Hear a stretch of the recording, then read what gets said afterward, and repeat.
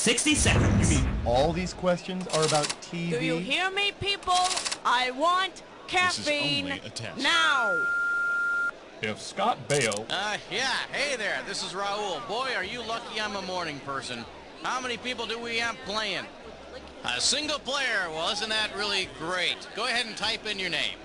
Oh, and do you want to sub? All right, got it, no problem. 30 seconds. Try running it out. Okay, your buzzer is B, as in bonanza. Yeah. For you. I'd 20 rather seconds. not gamble with potato sticks, maybe. Yeah, I'm testing for live 20 wire. seconds, people. I guess. Oh, man, I can't believe we're at 20 already. Hey, when you know an answer, buzz in. If you don't, don't. But if you buzz, you only got a few seconds to pick one of the choices or you're going to lose cash, all right? 10 seconds. We'll see you later. 9. In 20 years, that word is going to 7. be like... Okay, Six, let's get rid of five, the desktop. 4. Absolutely Go to Three. black. Limb whacker. Slims and trims by removing limbs.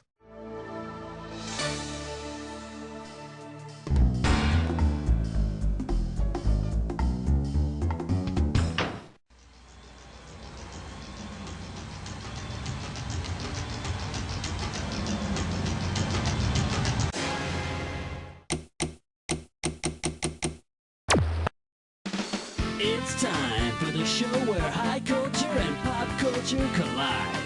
Hey, welcome to the show. I see you're playing by yourself tonight. Very interesting. Hey, did you ever see that show Friends? Yeah, apparently not. You're all by yourself today? Don't worry about it. You imagine me right there next to you, mocking you. Okay, let's rock. And now climbing up the charts all the way to number 1. Here we have If I Only Had a Starring Role on TV. I'm gonna make this one $1,000. See if you can wrap your skull around this. If the Scarecrow from The Wizard of Oz were recruited to replace the title character on Scarecrow and Miss... Stop, thief, or I'll scare your crows away.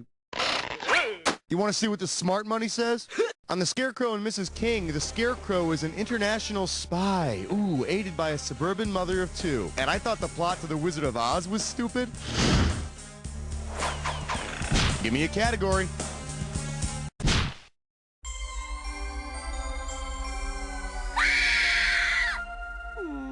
Today's specialties include, if you think Vietnam was bad, how does $2,000 sound? Now you listen here. The late 60s were a very controversial time for television. Consider the Smothers Brothers Comedy Hour. It brought irreverent, even politically challenging humor to mass audiences between 1967 and 1969. The show featured performers like Pete Seeger and Joan Baez, who represented anti-war sentiments on the otherwise sanitized primetime schedule. After canceling the Smothers Brothers Comedy Hour, with which show did CBS replace it? Hee-haw! After yanking the Smothers Brothers off the air in 1969, CBS made the brilliant choice of replacing them with the biting social commentary of Hee-haw.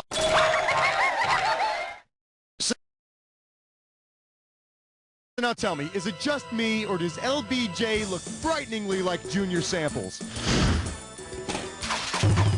Time to pick a category.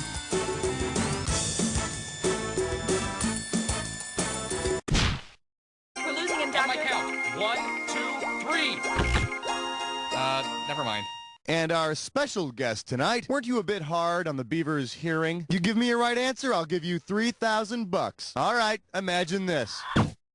While at a Spinal Tap concert, Wally Cleaver has a flashback to the Leave It to Beaver pilot episode. Based upon the casting of the pilot, what tripped-out observation would Wally make? Whoa, the bassist is Eddie Haskell. Zoinks, the guitarist is Beaver. Cool, my mom is on the organ. Or, now Wally, I want you to do as I do. Aw, gee, Dad, okay. Aw, gee. Let me show you what I would have picked. The guy who played an Eddie Haskell-like character in the original pilot of Leave It to Beaver was Harry Shearer, the guy who played Derek Smalls, the bass player for Spinal Tap. And coincidentally, the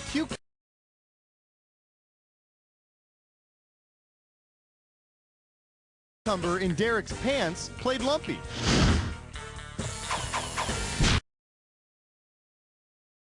All right. Spotless window, shining floor, do it all with number 4. Let's have a big warm welcome for Award to the Wise. You get this one right, you get 3,000 greenbacks. All right, picture this. The cast from an 80s sitcom is gathering to have a Polish Our Emmys party because each of the leading actors won an Emmy for the show. What might happen at this party? The cast of Family Ties plays Twister. Each of the Golden Girls won an Emmy for their performance on the show. The Golden Girls doing the limbo. You know, I always imagined them as being quite flexible, especially that Vixen Sophia, the way she'd stare at me from the TV set. Throw me a category. All right, don't freak out on me or nothing, but you're about to jump head first into a diss or dat. The category for this diss or dat question is, welcome back, sister. Now, I'm going to read off the names of 7 TV characters. All right, Charles in charge. You think you know the rules? I'm just going to put 30 seconds on the clock. It's showtime. Georgie, sister. Vinny. Alex. Arnold. Teddy. Freddie. Last one, Frankie. That's all she wrote. Wow, you're on fire there. 7 out of 7. Let's throw this onto your score. There you go. Next time, you treat. All right, let's go. Category, please. Tonight's topic, 6 in the workplace. This category is known as the Infinite Tele-Universe. Get this one right, you get a grand. So, you know how the crew of the Starship Enterprise is supposed to seek out strange new worlds, right? Well, if while exploring the universe, the folks from Star Trek landed on a different world, what would audiences most likely see? Scotty, beaming up. A different world refers to the mostly black Hillman College. I wonder if Spock's working on giving Denise Cosby the old Vulcan mind meld. Or at least some kind of meld. You know what I'm saying? Time to pick a... Question 7 is dedicated to the men and women of trivia. The category is, what is that smell? We're playing for $3,000 this time. Let's see how you handle this one. If you were to brown nose a TV character named Brown Shoe, up whose butt would your nose be shoved? A hard-working factory workers, a handsome school teachers, a lovable family. 10 Speed and Brown Shoe was a short-lived 1980 detective series, so your nose would be firmly planted in a detective's butt. Or if you'd rather, you can sniff the seat of a 10 Speed. Same difference. All right, I need a category. Join us as we explore the fascinating world of 8. Open wide and get ready for the world's largest nudist colony. You get this one, you pocket $2,000. You know the greatest thing about cross-country road trips? You get to meet so many different people, some of them naked. If residents of the city in which the Naked City is set were actual nudists, what photo would you most likely take on a cross-country road trip? Naked? No. And to all you aspiring actors out there, that's not the way to get discovered. Trust me. Okay, now, here's a good answer. The Naked City is set in the Big Apple. Gee, I'll never hear the phrase melting pot in quite the same way again. Give me a category. We fill your tank and check your number 9. Coming at you. Now that's a mixed marriage. You get it right, you get $2K. Get the wax out of your ears. It's question time. If the show Bridget Loves Bernie were retitled to reflect the real-life interaction between its stars, what might the show be called? Bridget breastfeeds Bernie. Bridget becomes Bernie. Meredith Baxter and David Bernie were married and later divorced in real life. So I guess they could have also called the show Meredith Unhyphenates Bernie. Category, please. The following is a test of question 10. This is only a test. All right, give it up for Horseshack, baby. $3,000 for this one. Okay, you jet setter, you. Imagine this. You're traveling through an unspecified European country when one of the locals runs up to you and screams, "Horseshack! Horseshack!" What would be the most appropriate response? I am not a prostitute. I didn't touch your cattle. I'd prefer to take the train, thanks. Arnold Horseshack from Welcome Back, Kotter says that in the old country, his last name means the cattle are dying.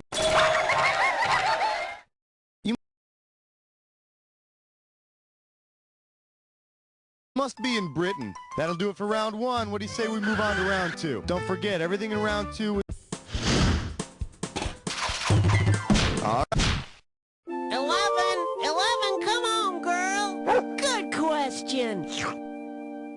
Let's see what we got going. I'm crazy. No, I'm not. Yes, I am. You get it right, I'm putting you up $2,000. All right, listen up. Imagine that you've been diagnosed with multiple personality disorder. You have two distinct personalities. Sometimes you feel normal, while at other times you are completely insane. Based on their TV ads, which products might make you their poster child? Budweiser and Bud Light, Count Chocula and Boo Berry, Mounds and Almond Joy, or Crazy Glue and Elmer's Glue? But I thought I could have sworn that. No, please, no. Ah! Does this ring a bell? Mounds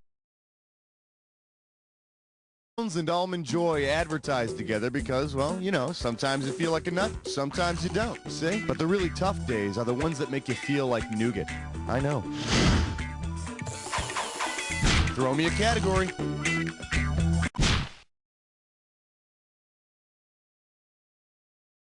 Shake hands with the Un-TV. You want $6,000? Give me your right answer. All right, imagine this. You're watching a public TV station when you see a promo for 7-Up. 7-Up is the first of 5 sociological documentaries they started back in 1956. They trace the lives of a group of British children. They make a new one every 7 years. It's pretty cool. The most recent one aired in '91. It was called 35 Up and subtitled, "Get Away From Me with the Freaking Camera Already!" All right, I need a category. Flash, we interrupt this game to bring you a special question. Well, what do we have here? You're making Mr. Spelling very angry. If you know this one, you're getting $4,000. One question coming right up. Assuming Aaron Spelling always gets his way, what scene might you see if he insisted that each of his shows incorporates an element of the TV show Aaron's Way? Blake Carrington drinking moonshine, TJ Hooker with... I got confused. Hey, if you got a minute, take a look at this. Aaron's Way is a show about an Amish family living in California. Yeah, well, if that's what Mr. Spelling wants, then that's what he gets. Besides, William Shatner's already got that devil-may-care Amish attitude down. Time to pick a category. Okay, Flesh Nut Slit Slime Snore. It is time for observations. Grab hold of this gibberish category. I got a hunch it's gonna rain. $10,000 right off the bat for this one. Now, as soon as you know the answer, you buzz in and start typing, because I'm going to take away some of that cash every second and a half. Okay, buzz in and tell me, what phrase does this rhyme with? Neck sore, toes smell, wrist sting. Go for it. Type in your answer.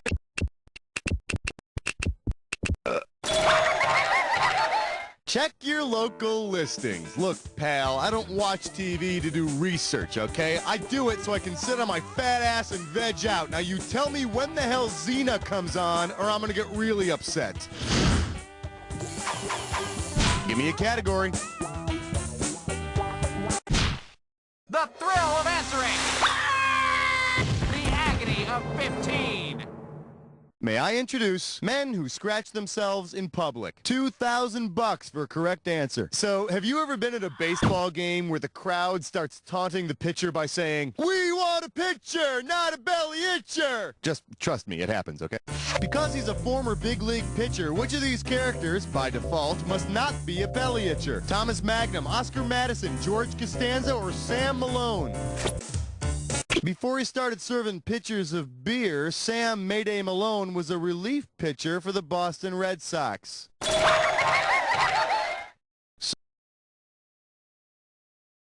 So I guess he's not a belly itcher. But I hear he is known to stand behind the bar spitting and touching himself. Throw me a category.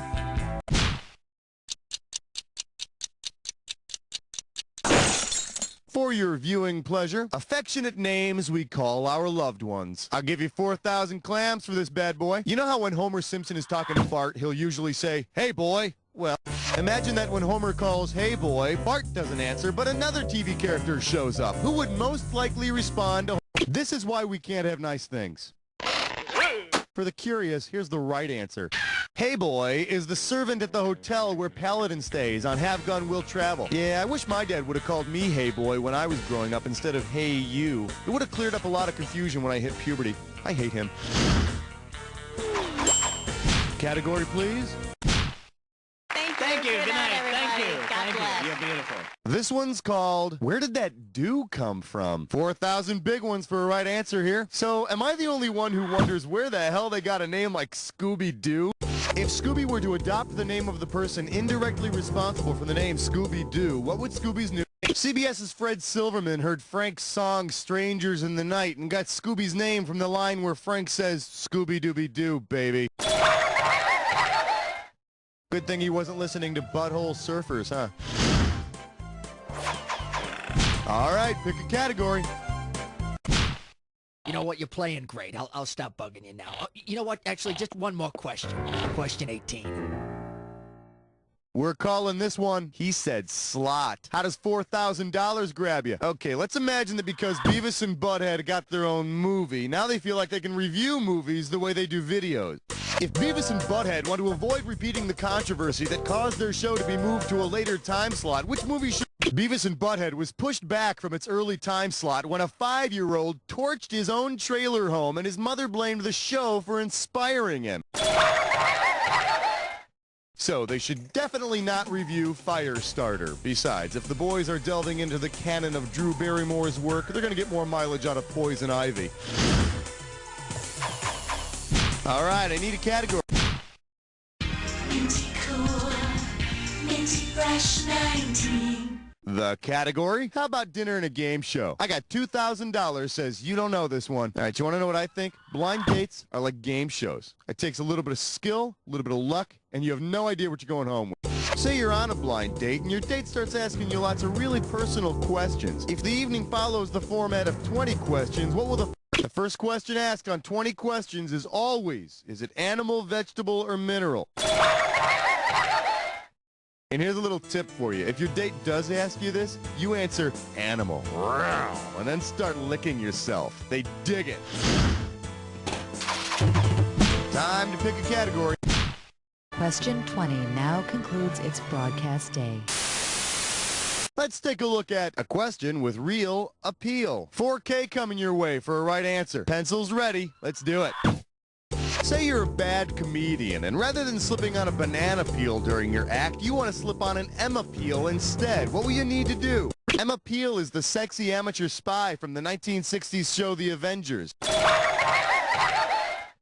Of course, if you try to slip on her, she'll break both your arms.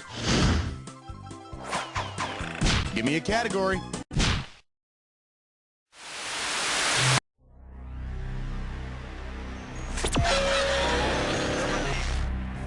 Well, all right then, let's fast forward and get right to the good part.